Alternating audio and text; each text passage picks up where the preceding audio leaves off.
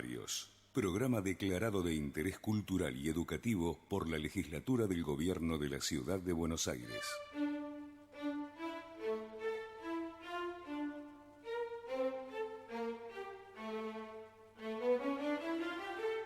Podés ver lo que escuchás. Podés escuchar lo que deseas ver. Colores primarios. Una infinita gama de sensaciones.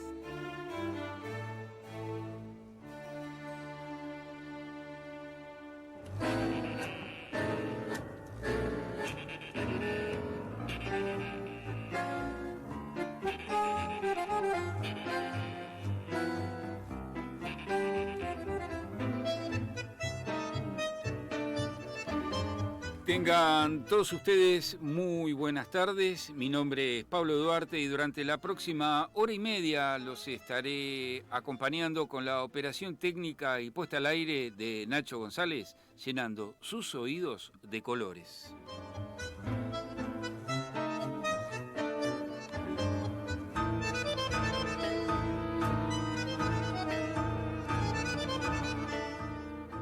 Estamos en el mes aniversario del nacimiento del maestro Astor Piazzolla, por eso comenzamos disfrutando de su música y justamente el otoño porteño que se nos avecina, que comienza este próximo domingo.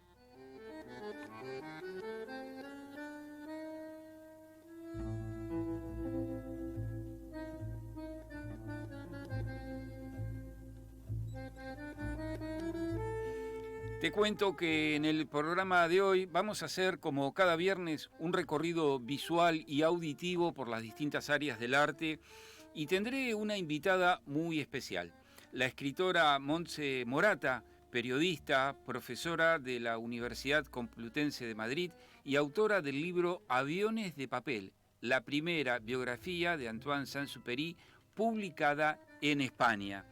Esto es Colores Primarios y hoy comienza de esta manera.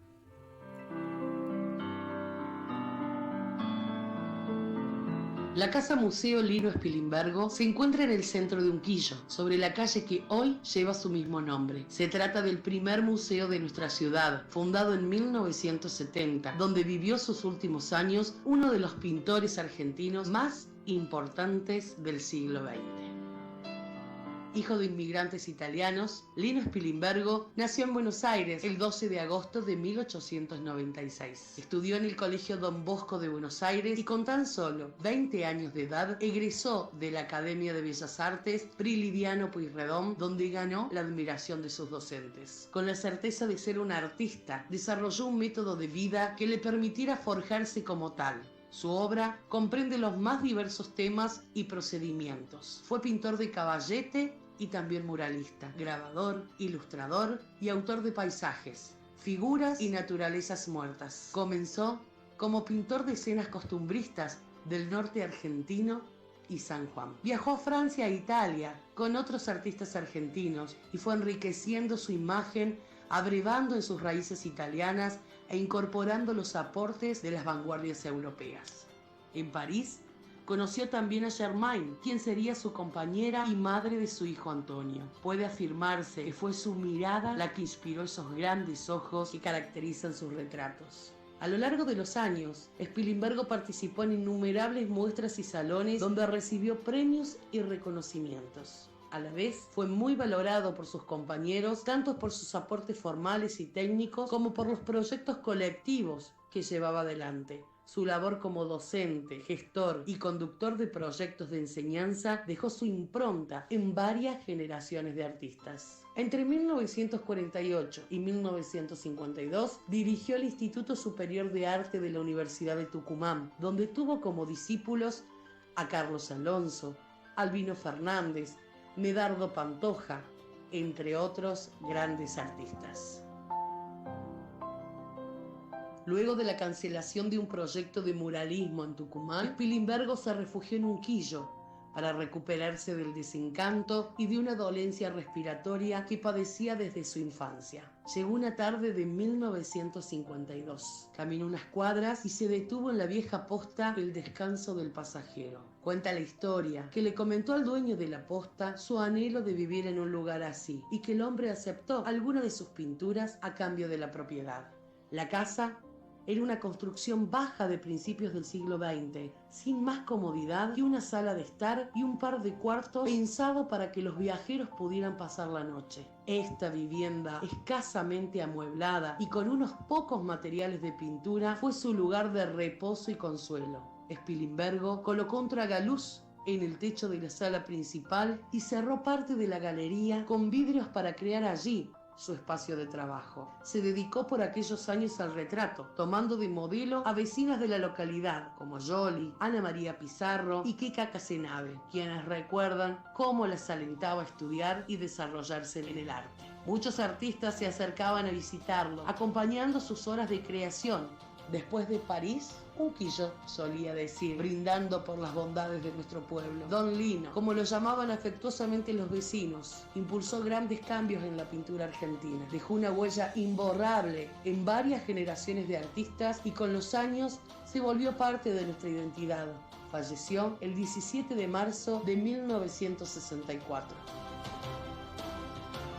Desde 1970 hasta el presente, nuestra querida Casa Museo Spilimbergo abre sus puertas en cada exposición de pintura contemporánea, en cada visita guiada, en cada charla sobre el arte, haciendo posible encontrarnos con el recuerdo de este gran maestro, grabado en todos los rincones de este lugar.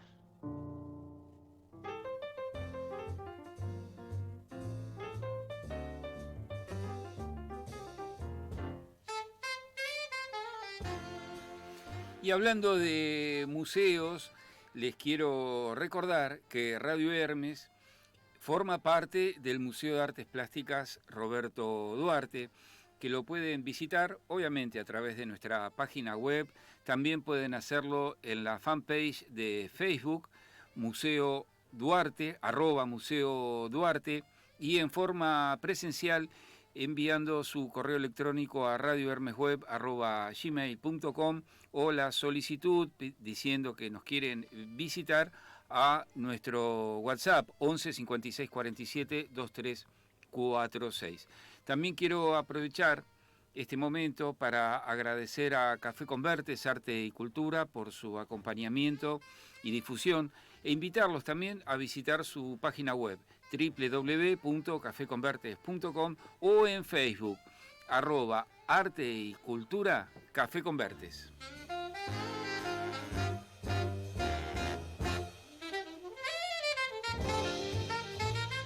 Si te querés comunicar y participar del programa, nos podés llamar al 4-305-3303. Podés hacerlo al WhatsApp 11 56 47 23 46. Recordá que tenés que marcar el prefijo 549.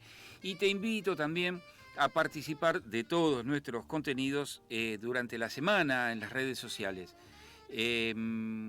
Twitter nos encontrás como Radio-Hermes, en Facebook como Radio Hermes Web y en Instagram como Radio Hermes.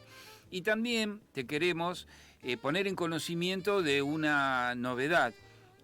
Todos los programas de la emisora se están transmitiendo en forma simultánea, no solo a través del reproductor de imágenes de nuestra página, sino que también a través de Twitch TV, Facebook y YouTube. Radio Hermes te acompaña todo el día. Baja nuestra aplicación para móviles desde Play Store o Google Play. Radio Hermes está donde vos estás.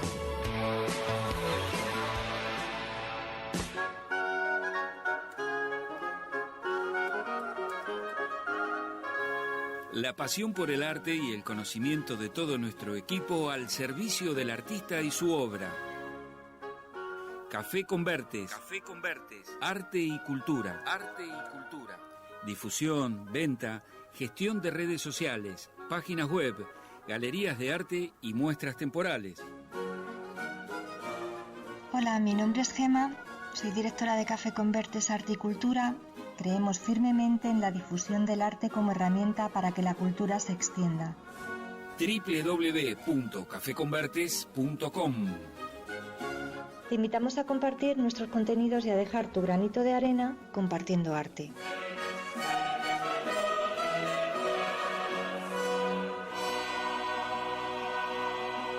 Coronavirus. Lo que tenemos que saber para prevenir. ¿Qué cuidados debemos tomar? Lavarnos las manos con jabón regularmente. Estornudar en el pliegue del codo. No llevarnos las manos a los ojos y a la nariz. Ventilar todos los ambientes. Desinfectar los objetos que se usan con frecuencia. Hablemos de los síntomas. Si tenés fiebre con tos o con dolor de garganta o con dificultad para respirar y estuviste en algún país con circulación del virus o en contacto con algún caso confirmado, no te automediques y consulta inmediatamente al sistema de salud. Para más información, entra en www.argentina.gov.ar o llama al 0800-222-1002. Argentina Unida. Ministerio de Salud. Argentina Presidencia. Seurat elabora bastidores y telas en distintos granos y texturas, formatos tradicionales, medidas especiales, redondos y bastidor caja. Seurat también le brinda su exclusiva línea de atriles y caballetes y la colocación de sus obras en bastidores. Lo más novedoso es que Seurat es el único que implementa el maguflé, el papel integrado a la tela. El nombre Seurat fue tomado del pintor neoimpresionista que utilizaba la técnica del puntillismo y que consiste en la mezcla de los colores sobre la tela por medio de puntos pequeños que terminan formando la obra. Los productos de Seurat son cada uno de esos puntos que sirven al logro de la obra del artista. Por eso, recuerde, Seurat, el valor de la experiencia en todas las artísticas del país.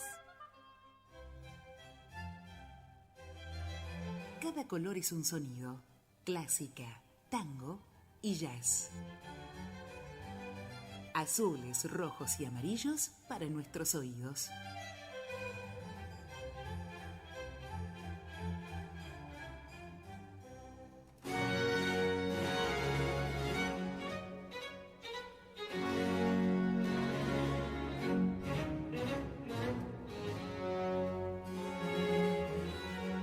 Estamos escuchando la obertura de la ópera Don Quijote del compositor alemán Georg Philipp Telemann.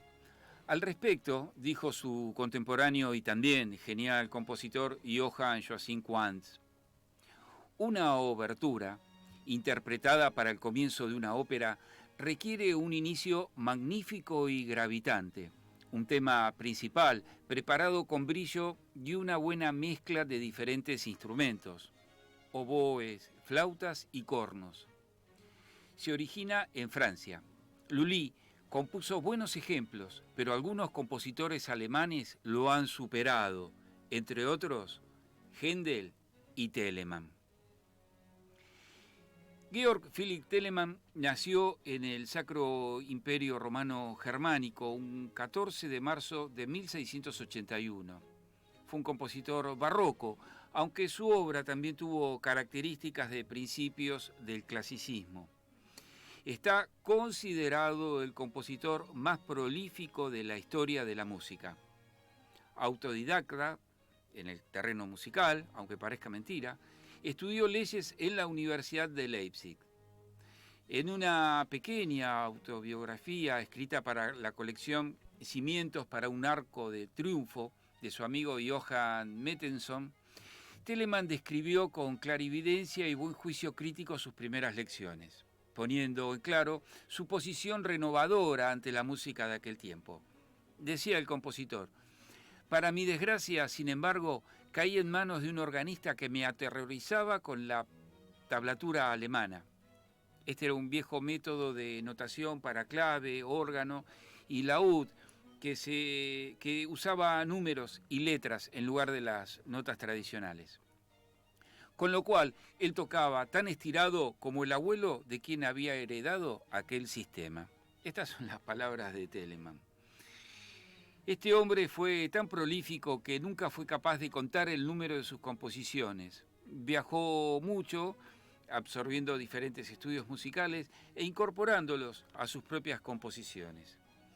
Consiguió una serie de cargos importantes, culminando con el de director de música de las 5 iglesias más grandes de Hamburgo, desde 1720 hasta su muerte en 1767. Son conocidos y muy populares sus conciertos. Lo que poco se sabe es que compuso 40 óperas, de las cuales la más conocida es la comedia Pimpinone, estrenada en el Teatro de Hamburgo el 27 de septiembre de 1725. Se trata de una ópera cómica en 3 partes y 11 números, con libreto en alemán de Johann Philipp Praetorius, sobre el texto precedente de Pietro Pariati.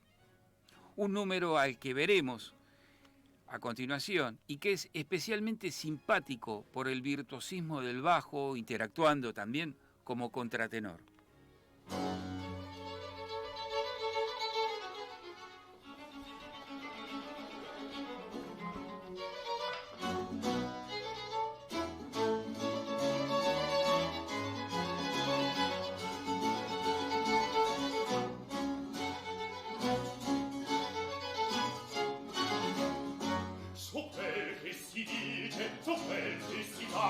Suspissima, come si sta,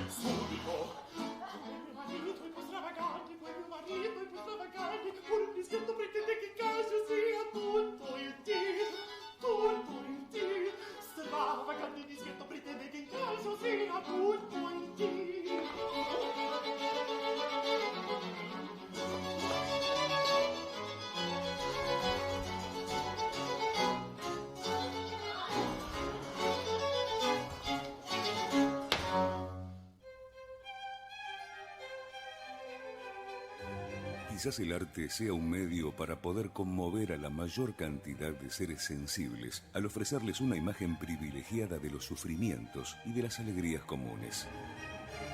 Colores primarios. Panorama de las artes plásticas.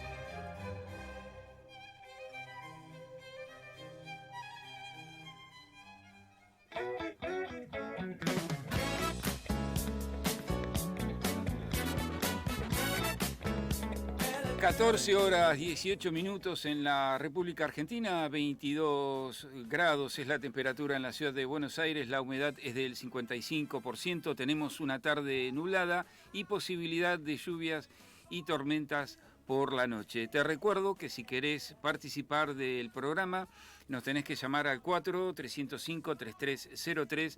También podés participar con tu mensaje al WhatsApp 11 56 47 23 46, si lo haces desde el exterior, recordá marcar el prefijo 549. Y ya que estamos hablando de recordar, sabé que aparte de transmitir con imagen a través de nuestro reproductor, de la página principal de la emisora, estamos transmitiendo en simultáneo por YouTube, Facebook y Twitch Televisión. Y aprovecho para invitarte a que disfrutes de todos nuestros contenidos durante la semana en las redes sociales. En Twitter nos encontrás como Radio-Hermes, en Facebook como Radio Hermes Web y en Instagram como Radio Hermes. Radio Hermes te acompaña todo el día.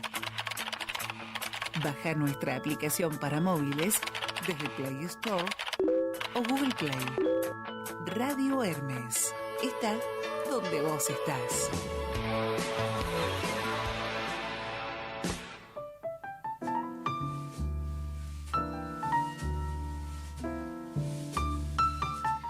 Y ahora sí, es el momento de presentarles a una invitada muy especial.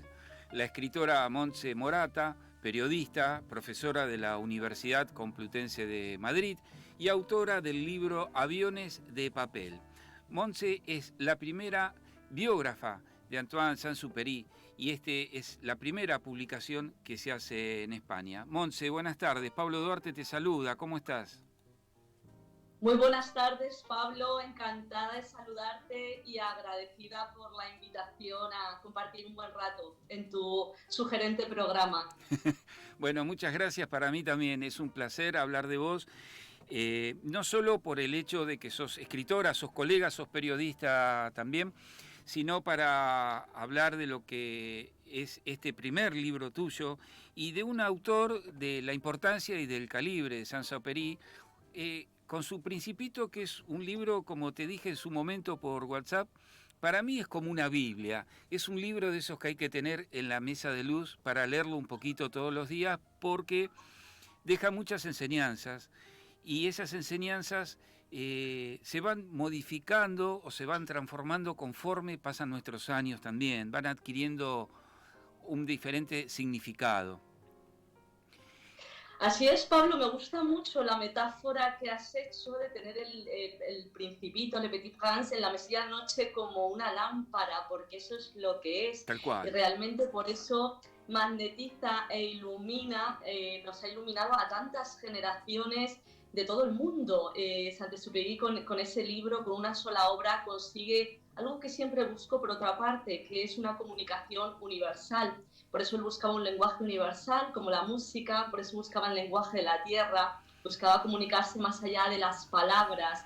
Y el hecho de que el libro trascienda a todas las culturas, a todos los países, a todos los idiomas, y seamos tantos los que lo tenemos como lámpara, nos invita cuanto menos a pensar qué secretos y cuál es el magnetismo que hay en esta obra tan completa y tan profunda, tan mal interpretada a veces por otra parte, ¿no? Sí, después me gustaría que hagamos un renglón aparte con lo que son algunas interpretaciones que se han hecho sobre el Principito, y hasta algunos se han atrevido a hacer algunas modificaciones con el tema de género y qué sé yo. Ya lo vamos a estar hablando. Me gustaría en primera instancia hablar un poco de vos, de saber cómo te iniciaste en la escritura, por qué el camino del periodismo y cómo llegás a Saint-Exupéry. Pues en la escritura desde que recuerdo, desde que aprendí a juntar palabras, me recuerdo siempre con un cuadernito en blanco, escribiendo. Primero pequeños versos de estos religiosos y después pues historias, anécdotas. Siempre, desde que aprendí a escribir, siempre he escrito. Quizá por ese anhelo que todos tenemos de comunicarnos, de expresarnos, de dialogar con nosotros mismos, de pensar. Yo siempre digo que no somos todo lo que pasa por nuestra cabeza, no somos nuestra mente, pero sí somos aquello con lo que, de todo lo que pensamos, elegimos quedarnos, con lo que nos identificamos. Y eso es lo que ponemos en palabras, eso es lo que escribimos, lo que pensamos al escribir. Así que bueno, he escrito desde siempre. El periodismo pues no fue una vocación que yo tuviera clara desde siempre. Desde niña sí que tuve más la vocación de la escritura, pero lo que me llevó al periodismo fue mi curiosidad por saber y contar qué pasa en el mundo y por contar historias. Esto sí que siempre fue esa búsqueda, ¿no?, la que me acompañó, contar historias, contar el mundo, compartir, crear lazos, ¿no? Y bueno, me encontré en el periodismo un trabajo con sentido también para ser útil a la comunidad a la que uno pertenece, a la sociedad. Creo que, como decías antes, Supegui, somos dichosos cuando realizamos una labor que trasciende a nuestra dicha individual. Y a Saint-Exupéry llegué ya muy adulta.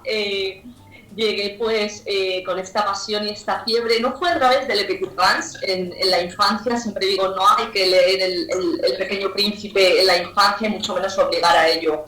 Hay que llegar a él de adulto. Pero yo ni siquiera llegué por el Principito. Yo llegué gracias al que ha sido mi maestro, el escritor y profesor Pedro Zorella, al que le tengo una inmensa gratitud, porque fue el que, a través de un ensayo suyo que leí en su obra Dibujando la tormenta, donde dedicaba diversos ensayos a sus grandes referentes de la escritura, y el de Saint-Exupéry me cautivó, me enamoró y me llevó a cambiar la vida.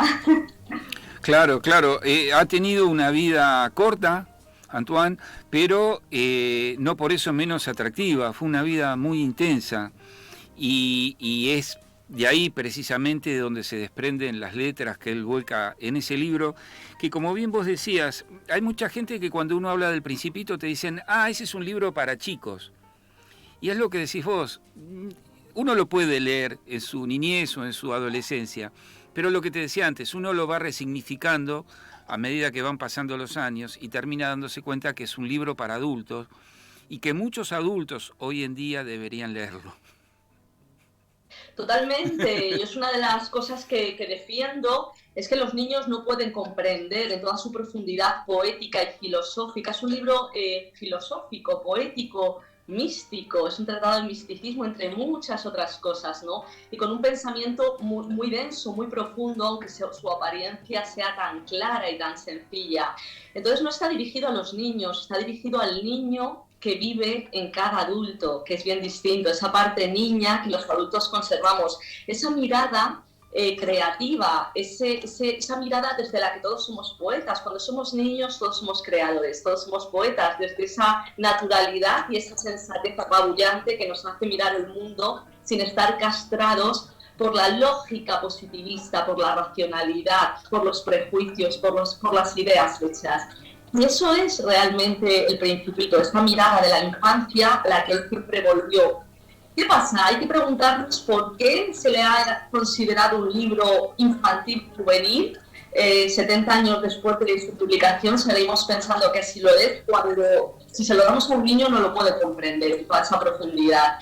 Pues fue mi maestro, precisamente Pedro Zorella, el que ya apuntó la idea que a mí me pareció muy acertada y que pude confirmar en mis investigaciones en París, de que fue el general Charles de Gaulle y sus seguidores, los gaullistas, cuando tomaron el poder, debido a que Saint-Exupéry se negó a apoyar su causa durante la Segunda Guerra Mundial, ya que lo veía como un dictador en potencia, y Saint-Exupéry era un libre pensador.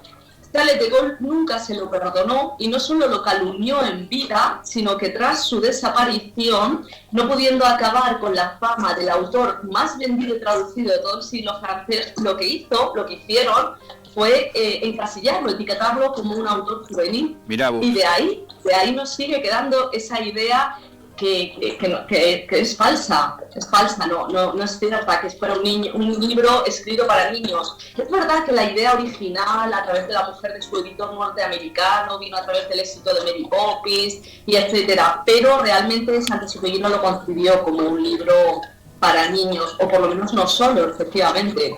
Claro.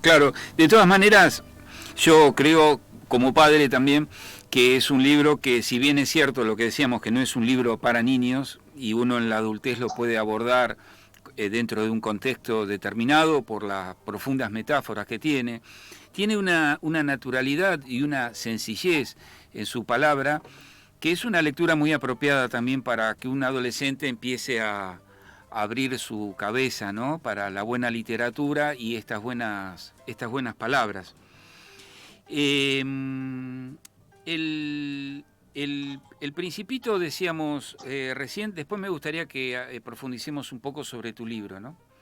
Pero hablábamos en estas, ahora que mencionás lo de Gaulle, estas distintas versiones que se han hecho, cómo se ha reversionado El Principito, y yo recuerdo que fue el año, en 2019, creo que fue, o 2018, a raíz de las nuevas tendencias que hay por la temática de género, se hizo una versión feminista que se llama La Principita, porque denunciaban que había muchas frases hechas por Antoine Saint-Exupéry desafortunadas porque las consideraban como machistas.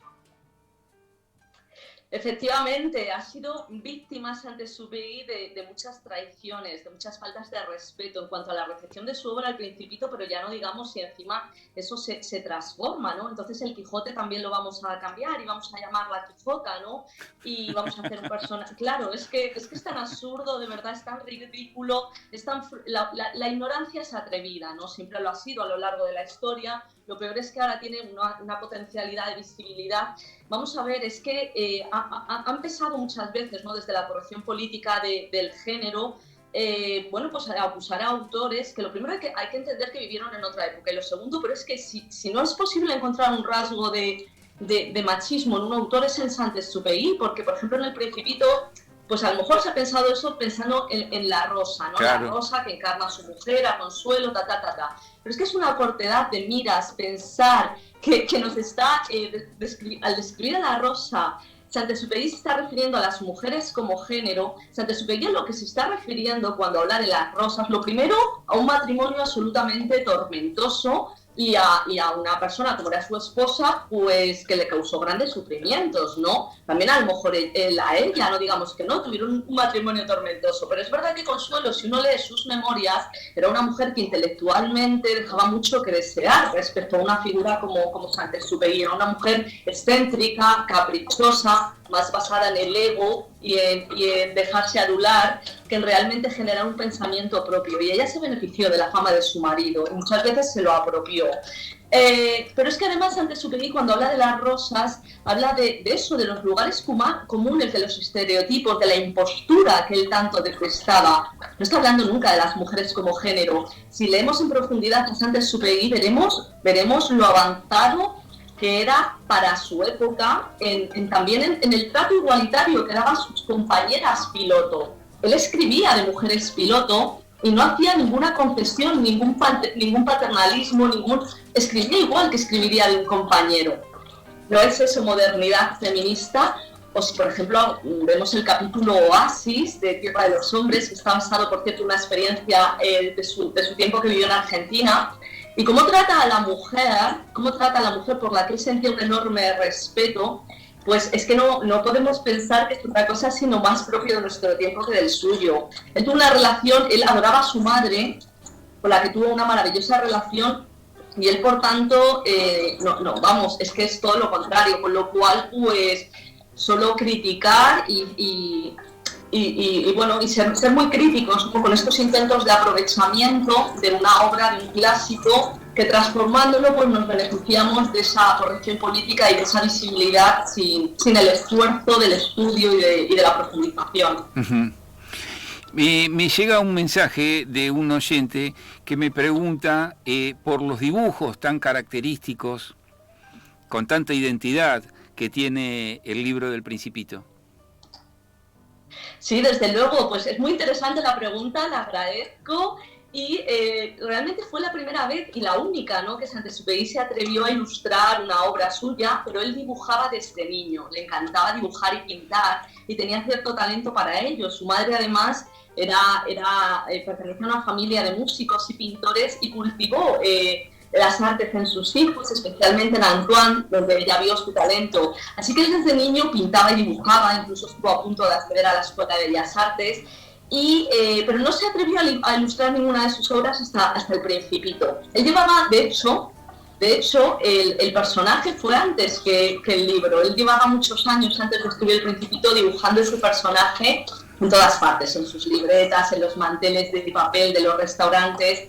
Y finalmente se atrevió y fue tal su búsqueda de perfección, él buscaba esa perfección en la comunicación, en la escritura, que retrasó la entrega de la obra a su editor, el que todas las copias y versiones que hizo de las acuarelas, que son maravillosas y que forman parte esencial del mensaje, no hay distinción, son todo parte de la misma narración. No podríamos entender ni pensar en El Principito sin sus acuarelas, desde luego. Claro, totalmente.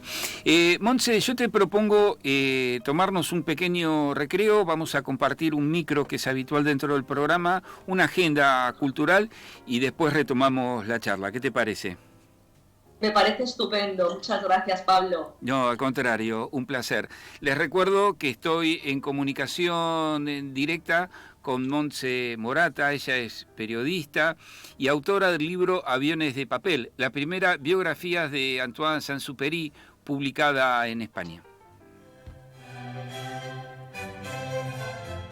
Notas de color,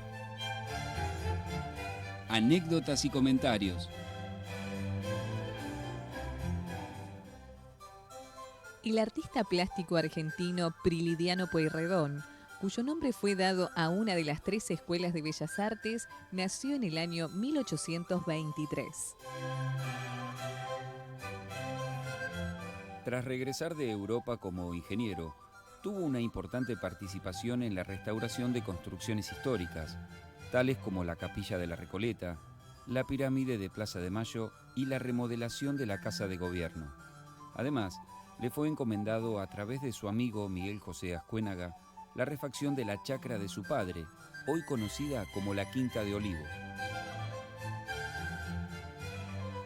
Luego de diversas sucesiones y a través de un testamento firmado en 1901 por Carlos Villate Olaguer, la chacra fue donada exclusivamente para ser residencia de los presidentes. El 30 de septiembre de 1918, a través de un decreto del Poder Ejecutivo firmado por el presidente Hipólito Yrigoyen, se aceptó el legado y la chacra pasó a ser, desde ese entonces, la residencia presidencial. Notas de color, anécdotas y comentarios.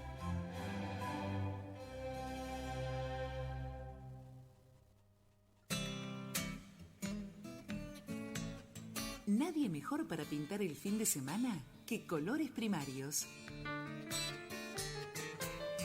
Agenda cultural, música, teatros, exposiciones y actividades en talleres.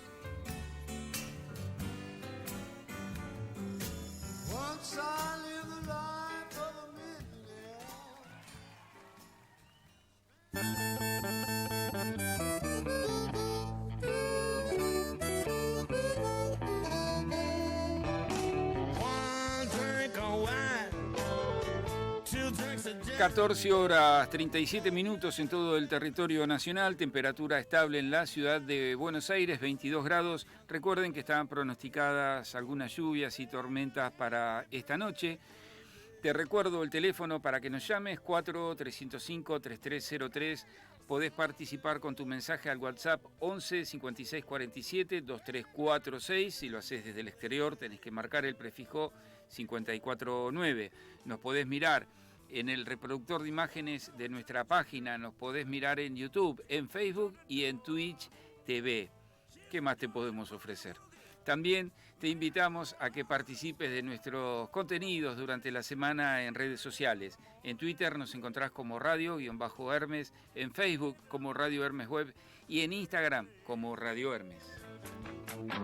Radio Hermes te acompaña todo el día. Baja nuestra aplicación para móviles desde Play Store o Google Play. Radio Hermes está donde vos estás.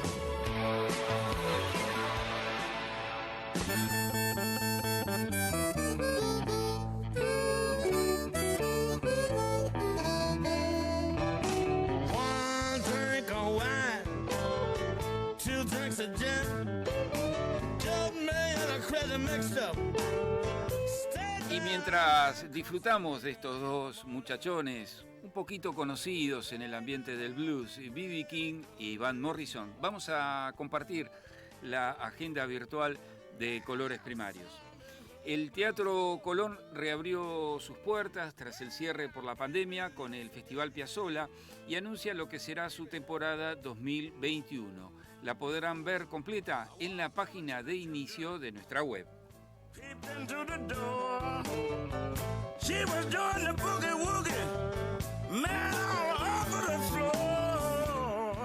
La compañía lírica Giuseppe Verdi y el espacio IFT, dirigidos por la maestra Adriana Segal, presentan mañana sábado 20 de marzo a las 20 horas a las primerísimas figuras de la lírica: Daniela Tabernic, soprano; Alejandra Malvino, mezzosoprano; Enrique Folger, tenor; y Marcelo Iglesias Reines, barítono, en un concierto de arias, duetos y tercetos de sus personajes más ovacionados. Acompañamiento al piano y dirección a cargo de la maestra Eduviges Picone. Teatro IFT, Instituto de Formación Teatral de Ópera y Clásica, está ubicado en la calle Boulogne-sur-Mer 549, a una cuadra del cruce de las avenidas Corrientes y Pueyrredón.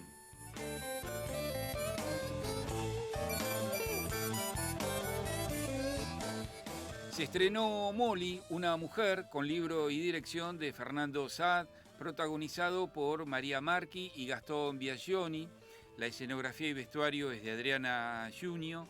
Las funciones se realizan todos los jueves a las 20 horas en el Teatro Buenos Aires, Avenida Corrientes, esquina Rodríguez Peña.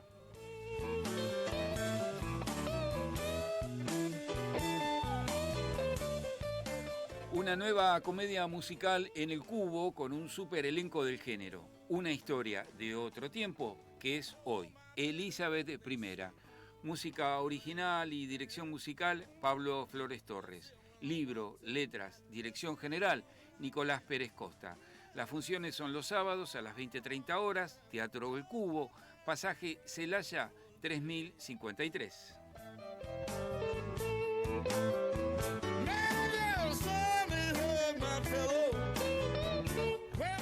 Gershwin, El amor está aquí para quedarse, de Carlos Vitorello, protagonizado por Flavia Vitale, con piano en vivo y arreglos musicales de Carlos Bendayán.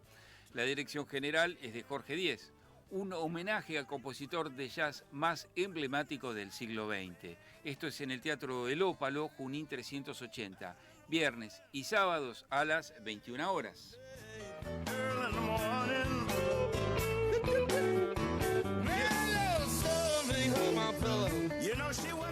Estreno presencial de Las mujeres de El General, de Rafael Calomino. Esta obra se está poniendo en escena en el Tinglado, Mario Bravo 948. La dirección general es de Eduardo Lamoglia, actúan Daniel Migloranza, Rosa Ferrer, Liguen Pires, Silvia Musanti, Mercedes Villalba y María Marta Guitar. Se pone en escena los viernes a las 20 horas, pero atención, también tienen la opción de poder verlo en forma virtual. Entran en Alternativa Teatral, buscan el Teatro del Tinglado y ahí pueden sacar su ticket. Y vamos a cerrar la agenda con una pequeña reflexión, porque la verdad que hay artistas que nunca dejan de sorprendernos y a veces los encasillamos. Me estoy refiriendo precisamente a la cantante, a la genial Aretha Franklin, que, bueno, está catalogada merecidamente como la reina del soul, y uno la tiene en ese cajoncito musical. Pero escucharla cómo cantaba jazz en el año 1962.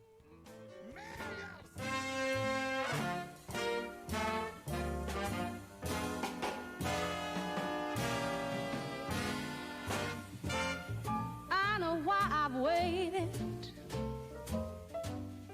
and know why I've been blue, yeah. 'Cause I've been waiting here for somebody, baby. Ah, yeah, exactly like you. Uh-huh. Why should we spend all of our money on a show or two when nobody makes those love scenes, honey? Ah, exactly like you. Now you make me feel so grand. I wanna give this world to you, and you make me understand these foolish little dreams I'm dreaming and schemes I'm scheming, yeah. I know why my daddy taught me to be true, yeah. 'Cause he was keeping me here for somebody, somebody, somebody exactly like you. Now you make me feel so great. I wanna hand this great big wide world to you, and you make me understand that these foolish little dreams I'm dreaming and oh, I'm scheming, yeah, yeah, yeah.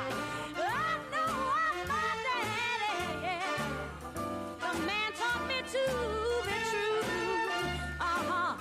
'Cause he was saving me here for somebody, somebody, somebody, yeah, exactly like you. Oh, exactly, oh, baby, like you. Exactly like you. Nobody, nobody, nobody but you. Yeah, yeah, yeah. Exactly, exactly, exactly. Oh, like you. Oh, baby.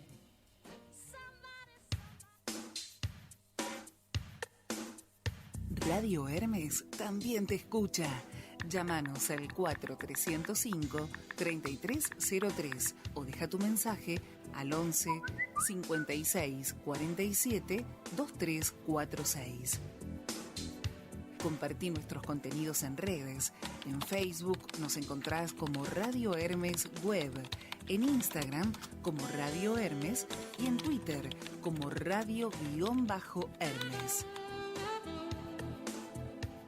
Míranos en nuestro canal de YouTube, escuchanos en www.radiohermes.com y nuestra aplicación para dispositivos móviles. Radio Hermes, tu lugar de expresión y comunicación.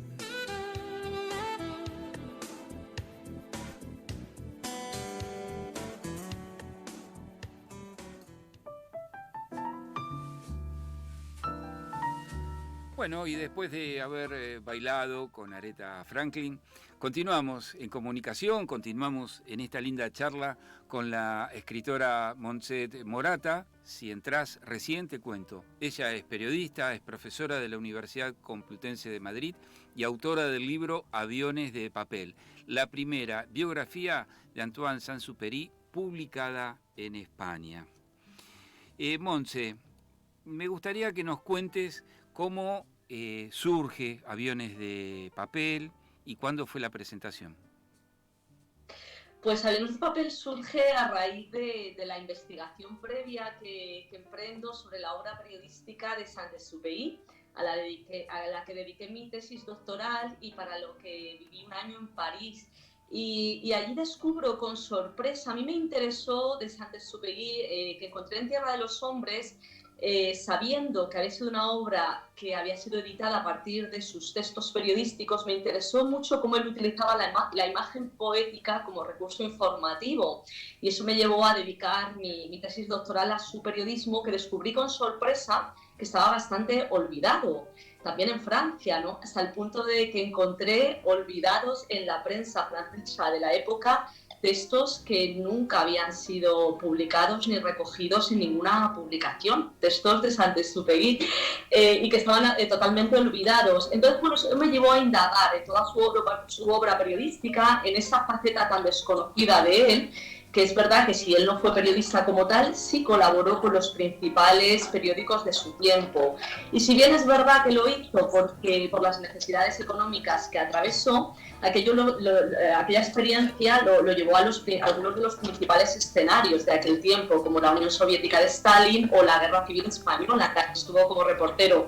Y bueno, pues fue a raíz de todas esas investigaciones que después pues quise proponer una biografía, también viendo que en España no se había publicado nunca ninguna biografía del que es el autor más traducido de todos los tiempos y desde luego el más vendido, o uno de los más vendidos. Así que me propuse también hacer esa biografía de mirada propia en la que pudiera destacar esa faceta periodística tan olvidada. Claro. Bueno, y estuvo atravesado por circunstancias tremendas para poder ejercer el periodismo, además de pasar un buen tiempo en América Latina, donde desarrolló, bueno, aparte de nuestro país, toda una cadena de comunicación y de correos a través de la aviación, por supuesto, ¿no? Desde luego, en Argentina vivió episodios muy sugerentes, maravillosos, pintorescos, apasionantes, como era todo lo que rodeaba la vida de Saint-Exupéry. Y Argentina, su experiencia marcó su vida, fue determinante. Él sentía mucha gratitud hacia Argentina, además de por la hospitalidad de sus gentes, por todo lo que allí le había pasado. Él efectivamente en 1929 es nombrado director de explotación de la Aeropostal Argentina, filial de la Aeropostal francesa, y entonces él se encarga de abrir nuevas rutas hacia la Patagonia, ¿no? Atravesando Tierra de Fuego, y además de velar porque toda esa red de aquella primaria aviación postal sobre todo, que era una red por Sudamérica de 3.800 kilómetros, pues ocuparse de que aquello funcionara adecuadamente. Pero sobre todo son especialmente emocionantes los episodios que vivió abriendo nuevas rutas hacia la Patagonia y cómo él aterrizaba con su avión en pueblecitos donde era la primera vez que veía llegar un avión y era recibido como una fiesta. Fue además también en Argentina, en Buenos Aires, donde conoció a su esposa, a la salvadoreña Consuelo Sunfín, en la Alianza Francesa de Buenos Aires, donde vivió también una experiencia que le marcaría, y fue el accidente de su amigo Henry Guillaume en los Andes, donde estuvo a punto de perder la vida en una marcha heroica de 5 días sin comida, atravesando los Andes helados y Saint-Exupéry buscándolo. Fue cuando le dijo la famosa frase: te lo juro, lo que yo he hecho, ninguna bestia sería capaz de hacerlo. Y fue también donde vivió ese sugerente episodio de las princesas de Concordia, las princesas del castillo de San Carlos, que se ha contado muchas veces, pero bueno, creo que también, si procede, es muy interesante recordar ese episodio. Por favor, sí, recordarlo. Del pensamiento de Saint-Exupéry. Sí, es muy interesante eso, para recordarlo. Desde luego, es también porque tiene esa atmósfera mágica del Pequeño Príncipe, pero no solo, es que además viene a cuento de lo que decíamos antes sobre el feminismo. Bueno, pues hasta qué punto Saint-Exupéry, ese episodio nos muestra el respeto y la adoración que sentía por la naturaleza femenina, vamos a decir, ¿no? Por la esencia femenina y por la mujer, por su inteligencia, por su perspicacia. Y ese episodio surge a raíz de que él tiene un aterrizaje forzoso cerca de Concordia y se encuentra pues en las inmediaciones una antigua mansión, actualmente es el Castillo de San Carlos, donde una familia francesa lo invita a pasar la noche. Allí hay 2 muchachas, 2 adolescentes, que él ve furtivas, salvajes, con un mundo propio, que tienen como mascotas pues a zorros, a serpientes. Él está fascinado con aquellas muchachas y le recuerdan de alguna manera, cuando se sienta a la mesa, un juego que tenían sus hermanas, en Francia, y es que sus hermanas, con su perspicacia, cuando llegaba un invitado nuevo a la mesa, le ponían una puntuación, pero era un código secreto entre ellas, entonces una podía decir de repente 11 y todos se reían. Entonces él hace una reflexión a raíz de aquellas muchachas que le parecen maravillosas, y dice, esas muchachas que son salvajes, furtivas, naturales, sencillas, llega un día en el que se despierta la mujer en la muchacha y tiene la necesidad de dar un 19. Y ese día se presenta un imbécil a la casa y se recita versos, lo creen un poeta. Y ese imbécil, que no se ve admirar más que jardines de Versalles, que no sabe ver a esa muchacha que es un jardín salvaje, pues se lleva a la princesa, el imbécil se lleva a la princesa y la convierte en su esclava. Palabras textuales, y creo que ese episodio con eso sobra. Tremendo, para claro. De las mujeres, ¿verdad? Totalmente, qué lindo, qué linda anécdota que es. Y lo pinta de cuerpo entero.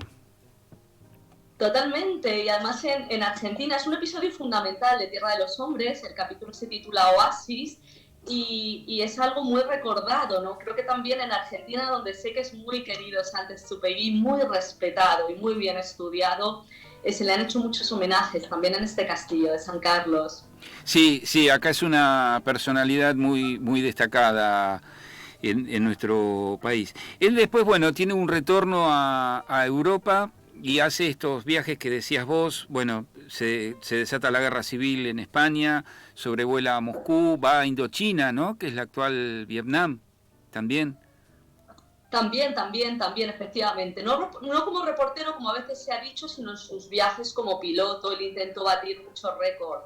Cuando él pierde su trabajo como piloto de la Aeropostal, porque después del tiempo de Argentina, la Aeropostal quiebra, es liquidada por un escándalo político-financiero.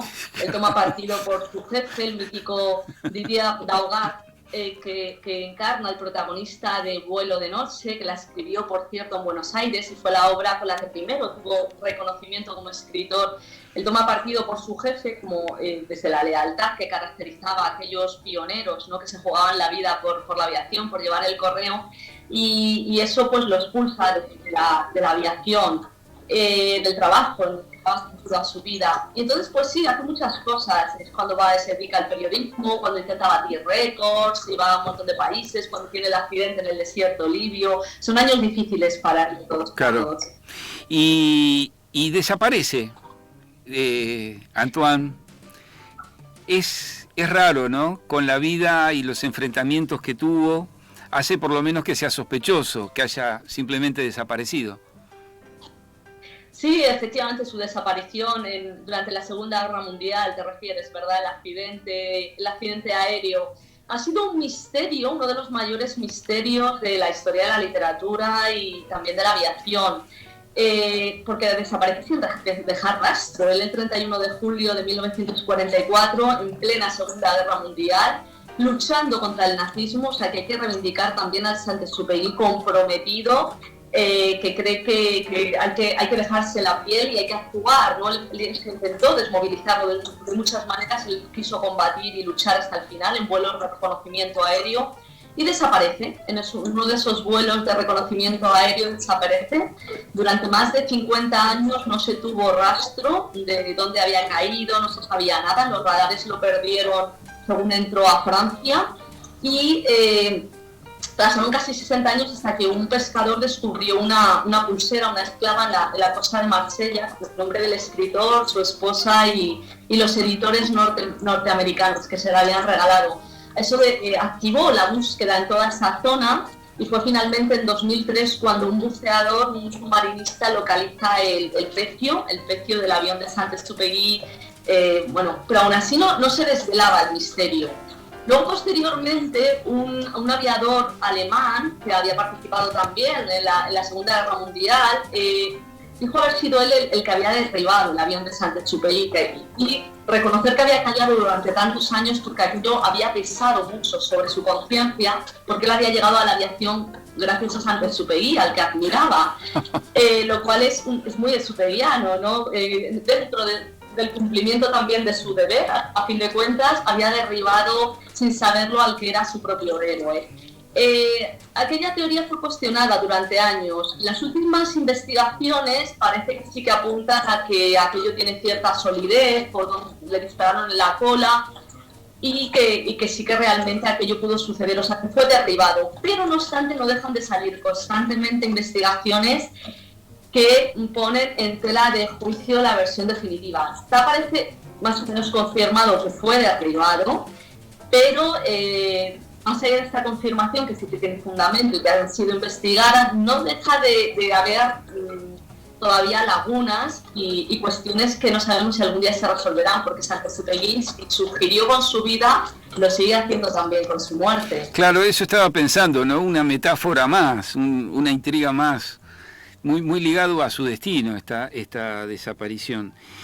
¿Cómo fue el proceso de escritura de este libro? Porque son muchas historias, una vida intensa. Pues sí, yo antes de escribirlo pasó 8 años dedicada íntegramente a la investigación de la vida y obra de Saint-Exupéry. Primero con mi tesis doctoral, que también quería darle, ¿no?, esta forma de rigor, ¿no?, de documentación, de búsqueda, de procedimiento. Y después uno de ellos en París, viviendo en París, donde estuve también investigando en la Biblioteca Nacional, en las universidades. Y después, pues bueno, me propuse contar su vida, pero de un modo absolutamente riguroso. Es decir, hay que me ha comentado, pues Aviones de papel tiene esta parte de biografía narrativa, literaria, ¿no?, donde la historia parece una novela. Y yo realmente es que digo, claro, porque la vida de Saint-Exupéry es así, yo no he añadido nada. Todo lo que cuento es real, no hay nada de ficción. Si digo que un día llovía, es que llovía. Si digo que una estufa era verde, es que era verde. Porque hay un proceso de documentación detrás de 8 años. Entonces, para mí era muy importante que todo fuera absolutamente respetuoso con la realidad. Porque la vida de Saint-Exupéry es tan apasionante, esa corta vida de 44 años es tan apasionante, tan un novelón en sí misma, que no había nada que añadir. Es como cuando un guiso ya es tan sabroso que si le añadimos sal nos hemos pasado, ¿no? Entonces para mí fue muy importante eso, y también por respetar su pensamiento, porque él es un autor que no fabula, ni siquiera en El Principito. ¿Tiene memoria poética? Sí, pero todo está basado en sus propias experiencias. Él no concebía la escritura de otro modo, sino como consecuencia de la propia vida, ¿no? De ahí que él diga, no hay que aprender a escribir, sino a ver. La escritura es una consecuencia. Y eso es lo que yo me propuse en Aviones de papel. Había escrito varias versiones ya de biografías suyas, o sea que la versión que finalmente se publica es el resultado de 8 años dedicada a esa investigación, y como la tercera versión que escribía ya porque para mí era muy importante también que fuera muy respetuoso el lenguaje, con su esencia poética. Totalmente. Bueno, ya el título que le has puesto al libro es una poesía en sí mismo, ¿no? Porque el avión de papel tiene un significado muy lindo, muy bello en sí mismo. Totalmente. Tiene además esa metáfora, tiene ese doble juego también, de ser una metáfora de lo que es su escritura, pero de ser una metáfora también basada en su realidad. O sea que incluso el título, que es una metáfora, está basada en su realidad. Y su realidad es que él era muy aficionado a lanzar aviones de papel desde las ventanas de los rascacielos de Nueva York con los niños. Entonces, esa metáfora que está basada en la realidad, realmente es una metáfora a la vez de cómo era su escritura. Mirá vos. Bueno, y hablando de poesías, de metáforas, de Saint-Exupéry y de Argentina, te invito a compartir el segmento de tango en Colores Primarios y después retomamos la charla. Estupendo, muchas gracias. Ya volvemos, te cuento que estoy en comunicación, por si recién llegas a entrar, con Montserrat Morata. Estamos hablando sobre su libro Aviones de papel, que es la primera biografía en español de Antoine Saint-Exupéry. Los bastidores de Seurat tienen distinto tipo de madera debido a que se adaptan al tamaño del bastidor y a la necesidad del artista. Es por ello que Seurat tiene y brinda todo lo que se necesita: moldura 2, moldura 3, moldura 4, moldura caja, redondos y moldura americana.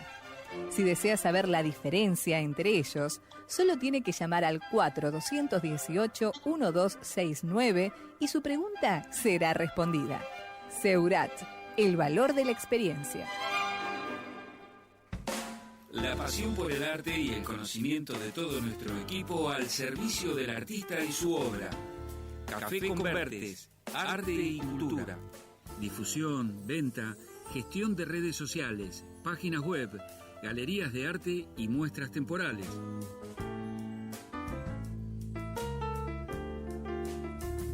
Hola, mi nombre es Gema, soy directora de Café Convertes Arte y Cultura.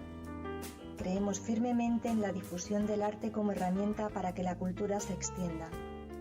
Te invitamos a compartir nuestros contenidos y a dejar tu granito de arena compartiendo arte. www.cafeconvertes.com.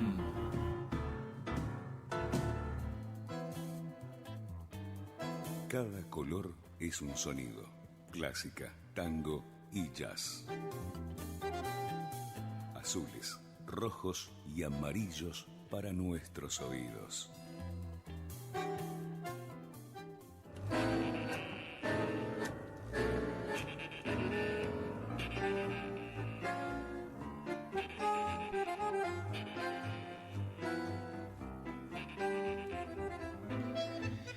Y hoy el segmento de tango se lo vamos a dedicar a Norberto Aroldi, actor, poeta y escritor.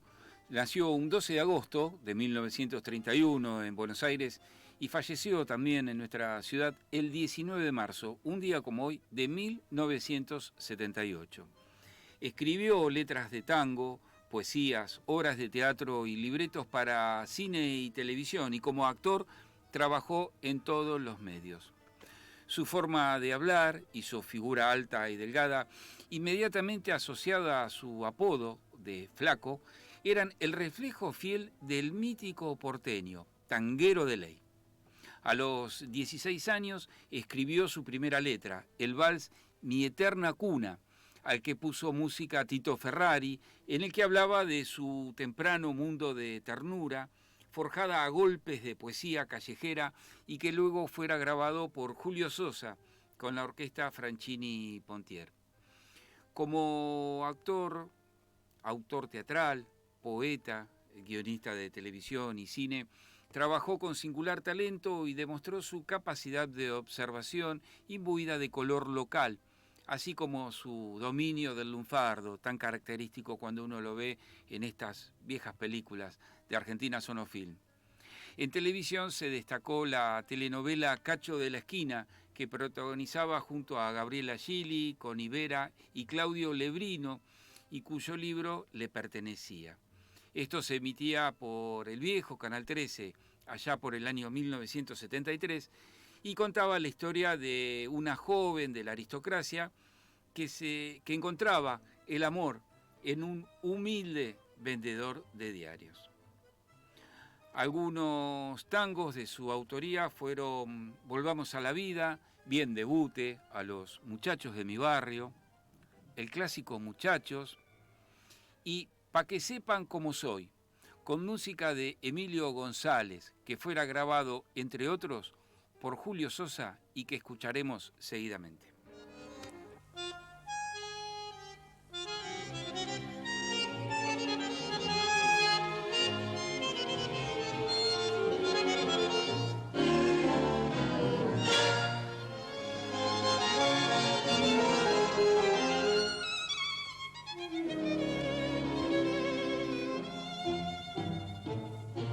Abran cancha y no se atoren que hay pa' todos y tupido. Tome nota la gilada que hoy da cátedra un varón. Y aunque nunca doy consejo porque no soy errupido, quiero batir mi prontuario pa' que sepan cómo soy. No me gusta ser hortiva, ni nací pa' lengua larga, y aunque me apure la yuta, sé callarme en la ocasión.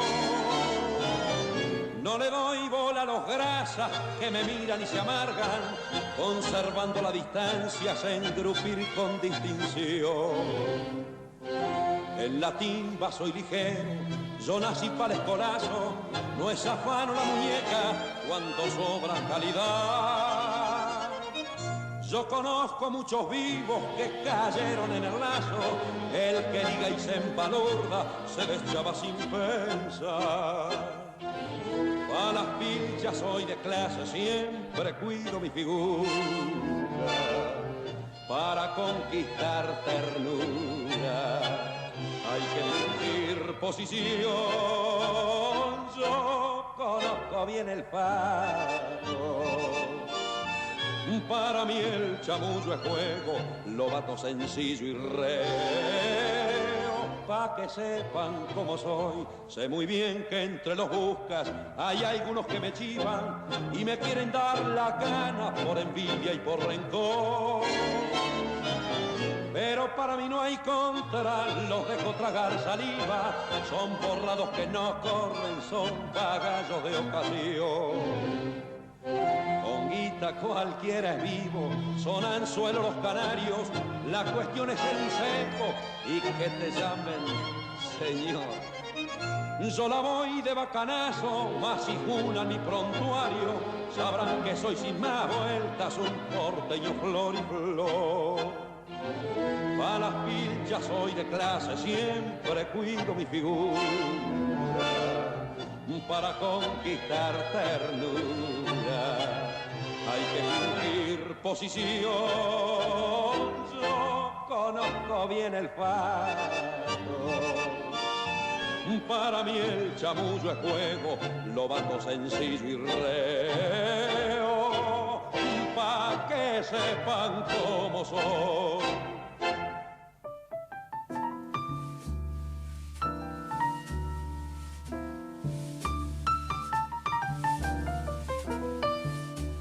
Tangazo lleno de espíritu porteño en la voz del varón del tango, Julio Sosa.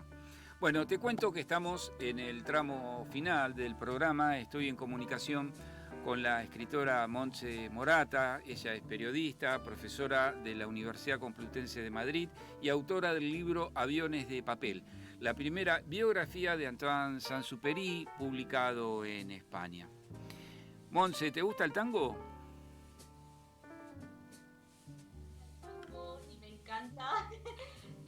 Lo admiro, me quedo embobada viendo bailarlo y escucho mucho tango. La verdad es que sí, pensaba también escuchando las ganas que tengo, ¿no? de vivirlo allí, en Buenos Aires, en Argentina, que es un lugar que todavía no conozco, y recorrer los espacios que vivió Saint-Exupéry, que yo me lo imagino también un apasionado del tango, porque a él la música le fascinaba, realmente escuchaba mucha música y eso se nota en su escritura.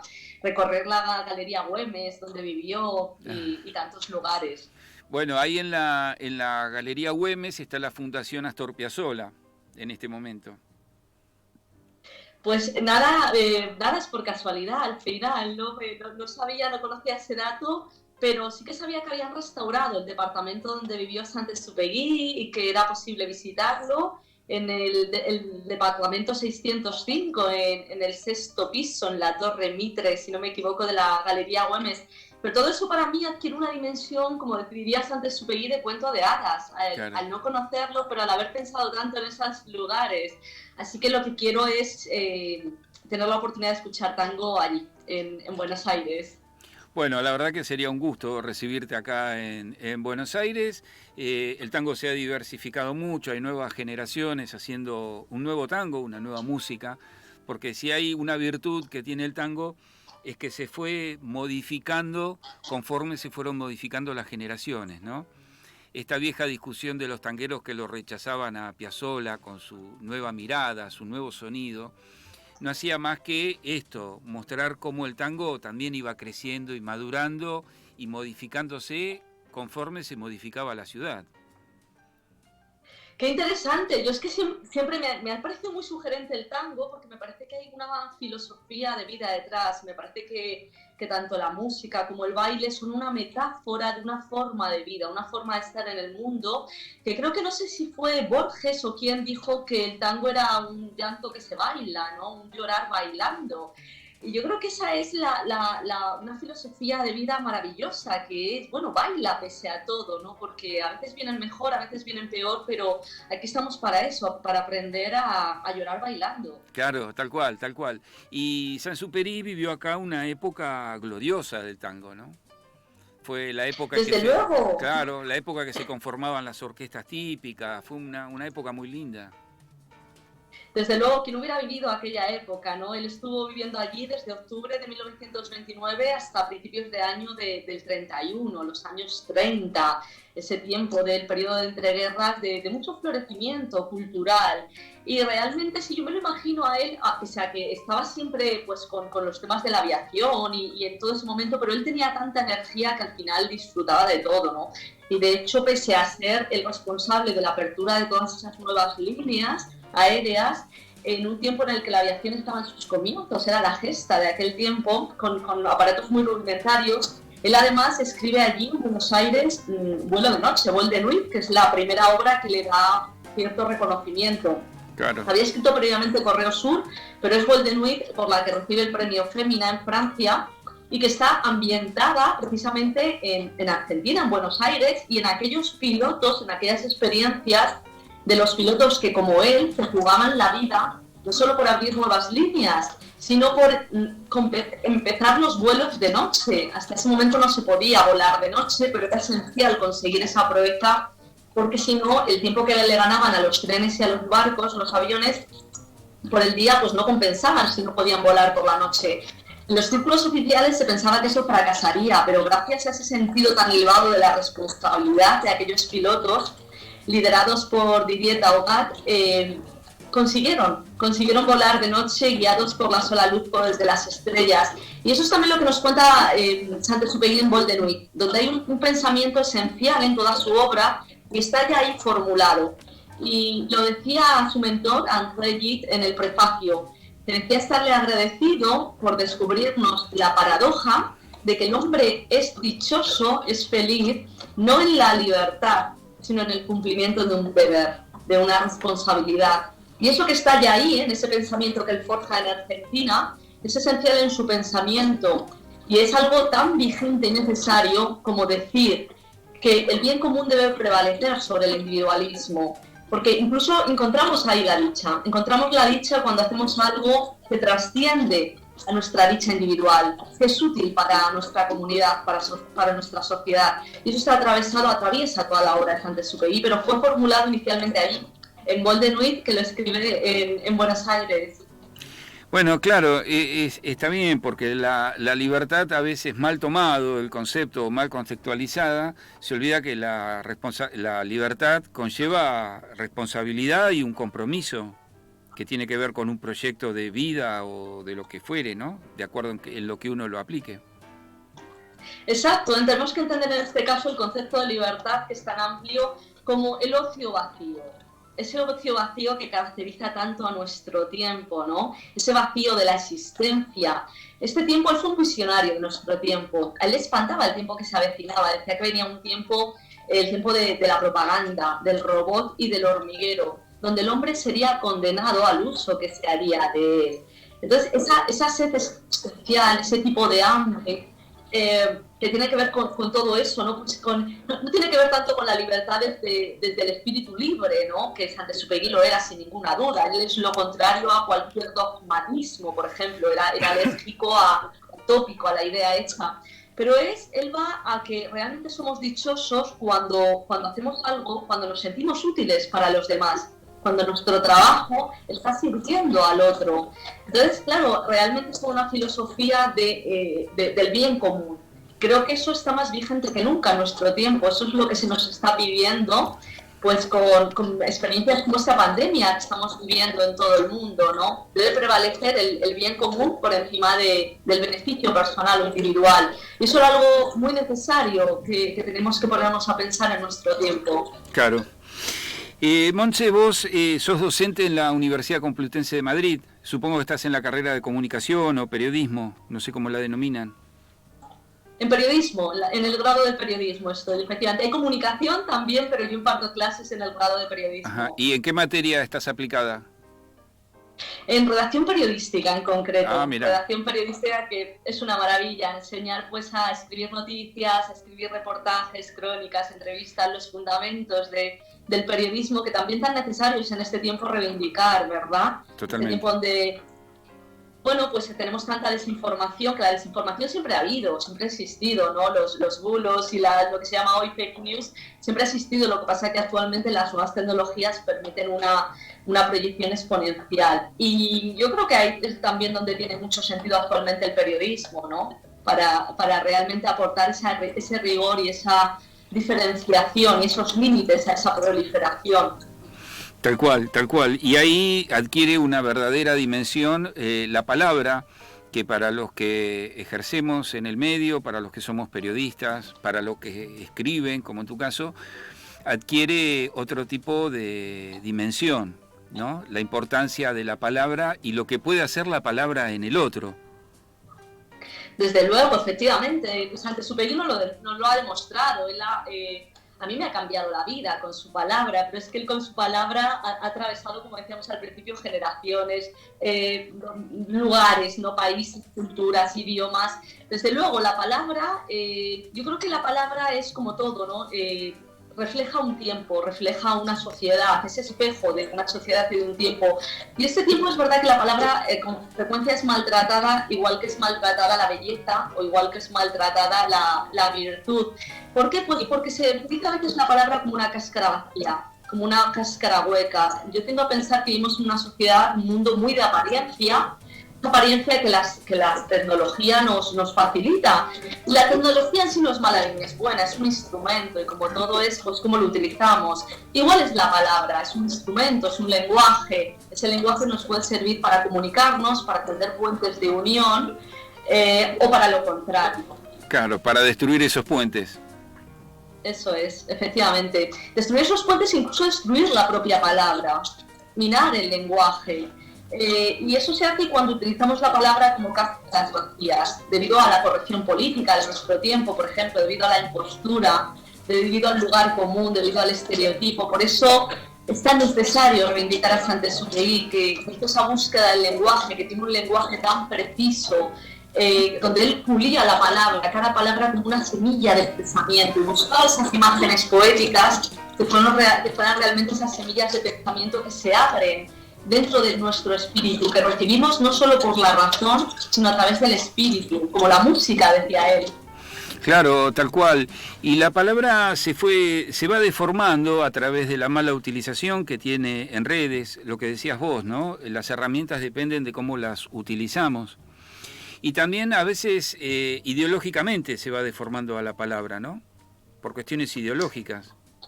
Que eso creo que es más grave todavía. Eso nos habla del poder de la palabra y del lenguaje. Es tan poderosa que desde las distintas corrientes ideológicas intentan apropiarse de las palabras, del lenguaje, ¿no? Y minan esas palabras, o las deforman, o les dan un mal uso, ¿no? Y se crean corrientes de pensamiento único. Por eso, de nuevo, Saint-Exupéry no puede ser más vigente, porque él dice que solo cuando creamos un concepto nos liberamos, ¿no? Solo cuando llenamos de contenido las palabras, solo cuando tenemos un lenguaje y una voz propia. Y él, que fue víctima del dogmatismo de su tiempo, él que no tomó partido por ninguna de las posiciones ideológicas enfrentadas en su tiempo, porque pensaba que desde la ideología no se puede explicar la complejidad del ser humano, que tiene muchas otras dimensiones, ¿no? Se le quedaba corto mirar solo al ser humano desde la ideología, ¿no? Como una parte de secuestrar la naturaleza humana. Entonces, pues sí, se secuestran las palabras, se secuestra el lenguaje como se ha secuestrado el pensamiento de autores como Saint-Exupéry. Yo muchas veces me pregunto, ¿cómo no será de subversivo, incluso de peligroso, de revolucionario, ese pensamiento humanista de autores que defendieron a la naturaleza humana, que ahondaron e indagaron en ella, como Saint-Exupéry, que los hemos etiquetado, los hemos utilizado y los hemos sepultado bajo un montón de etiquetas? ¿No? Cuando están hablando de eso, de la necesidad de un lenguaje, de la necesidad de preservar la palabra como lazo de comunicación, pero desde su esencia, no desde su cáscara vacía. Totalmente, totalmente. Montse, contanos, ¿cómo hace la gente para poder tener tu libro y contarnos cómo sigue tu actividad, más allá de tu actividad como docente, ¿no? Pues el libro se publicó hace 4 años ya, con lo cual, bueno, la editorial en estos años cerró, todavía se consigue por internet en algunas páginas de libros que todavía pues hay librerías donde está, pero bueno, estoy pendiente de reeditarlo, quiero reeditarlo porque es verdad que recibo muchos mensajes solicitándolo, y aunque es verdad que puede encontrarse porque librerías lo tienen todavía, pero bueno, me gustaría que estuviera más accesible, así que estoy en el proceso, ¿no?, de concretar, de búsqueda editorial para volver a reeditarlo. Ojalá también que pueda llegar a Argentina. Y ahora mismo mis proyectos, pues además de seguir siempre con Saint-Exupéry, porque creo firmemente que su mensaje es actualmente vigente, pues me dedico, estoy muy dedicada a la docencia y la investigación en la universidad. Precisamente eso, haciendo investigación también sobre el uso del lenguaje en los medios de comunicación, ¿no? Y de cómo incluso, pues fíjate, Pablo, la desinformación muchas veces viene por ese mal uso del lenguaje, ¿no? Claro. Por las ideas hechas, por los tópicos, por las deformaciones del lenguaje. Tal cual, es así. Montse, bueno, deseándote lo mejor, muy feliz por esta comunicación, ha sido muy enriquecedora esta nota, esperando que se produzca esta reedición de Aviones de Papel, que puedas venir a la Argentina, que te podamos recibir. Yo te cuento que próximamente voy a estar por Madrid, así que va a ser un gusto poder conocerte y hacerte alguna nota en vivo para ampliar todo lo que hemos charlado el día de hoy. Realmente ha sido un gusto muy grande. Encantada, Pablo, muy agradecida, te espero, será un gusto encontrarte por Madrid y hacer una nota presencial, será un gusto pasear por Madrid y yo pues deseando poder también ir a Argentina, un placer, muy agradecida, gracias a ti, a tu programa y gracias a todos los oyentes que nos han escuchado, tanto de Buenos Aires, de Argentina como de todo el mundo, que eso sí, es lo que nos permiten actualmente las nuevas tecnologías, que no haya límites. Bueno, muchísimas gracias. Un saludo y muchas gracias. Estuve en comunicación con la escritora Montse Morata. Ella es periodista, profesora de la Universidad Complutense de Madrid y autora del libro Aviones de Papel, la primera biografía de Antoine Saint-Exupéry publicada en España. Y vamos a ir hacia el cierre del programa disfrutando de un video muy particular. Hoy cumple 66 años el actor, cantante y armonicista Bruce Willis. Todos los tendrán de duro de matar. Bueno, no es duro de tocar, toca muy bien. Él nació en Idar, Oberstein, Alemania, ese dato no lo tiene mucha gente, que a finales de los años 80, al mismo tiempo que iniciaba su exitosa carrera cinematográfica, grabó 2 álbumes en los que daba rienda suelta a una de sus grandes aficiones de rhythm and blues. Lo que van a ver es un video donde Bruce Willis toca su armónica en compañía de 2 grandes del blues, B.B. King y Billy Preston. Well, if I've done somebody wrong, hey, have mercy if you please.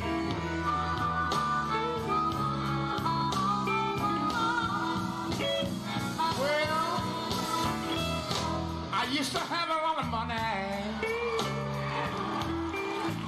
finest clothes in town. Bad luck and trouble overtook me. Bound to give it down. Oh, Lord, Lord. Lord, have mercy on me.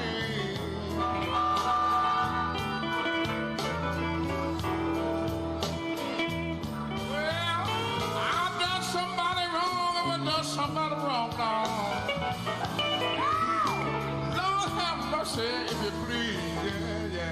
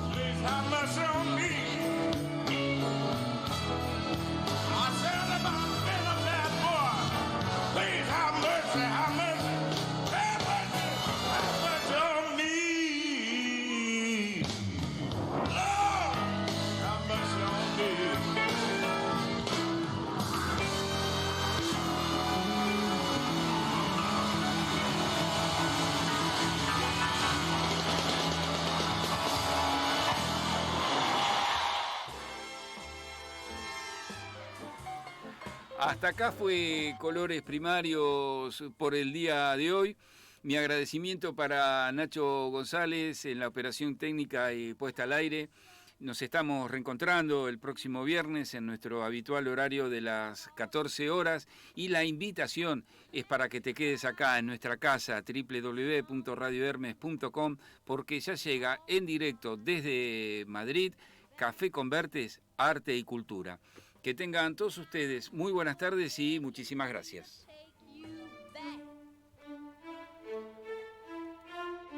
Hasta aquí fue Colores Primarios, un espacio creado para estimular tus sentidos e iluminar tu espíritu con color y sonido.